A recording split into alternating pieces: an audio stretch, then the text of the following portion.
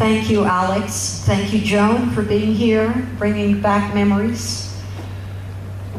Wow, I have to take deep breaths because there are so many memories. Looking back again, Ed, remember, lived almost 96 years. So it was just like on the 95th birthday, I said, you guys have to be patient, okay? There's so many people he got to know and knew him. And so one of those very interesting excerpts of his life was the Special Forces. And in fact, I would like to recognize Scotty Crerar, who is there, dear old friend Scotty, who's and with Nippy, yeah? And our next speaker is from the Special Forces. And he will tell you about Ed's role and the Green Beret that he had. In fact, he was buried with the Green Beret. Major Bob Seals, Special Forces.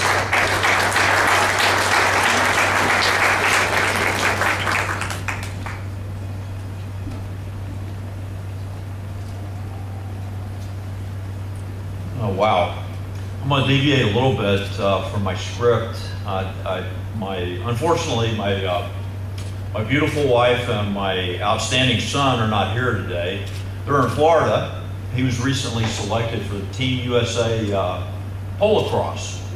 And they're playing against Australia these last couple of weeks, and I'm flying down to be with them. But last night, when the match was over and the last chuckle was played, Team USA had bested Australia. And I have a sneaking suspicion that probably Colonel Ramsey had something to do with it. So hopefully I'll go down there and maybe watch another victory. Good afternoon. You know, the theme today is a celebration of Ed Ramsey's life, and what a life it was indeed. But I shall try to confine my remarks to his influence upon the superb force of quiet professionals we know today as the U.S. Army Special Forces, popularly known as Green Berets.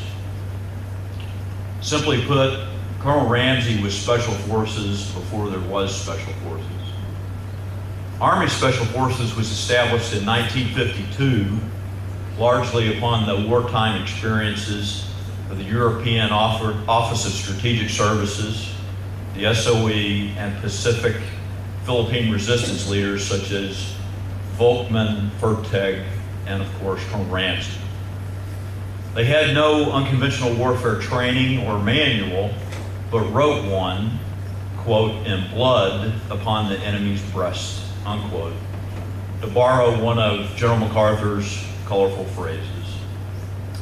Unbeknownst to some, our current unconventional warfare doctrine is based, in large part, upon their experiences from 1942 to 1945 to include Colonel Ramsey and his superior leadership of the East Central Luzon guerrilla area forces against the Imperial Japanese Army.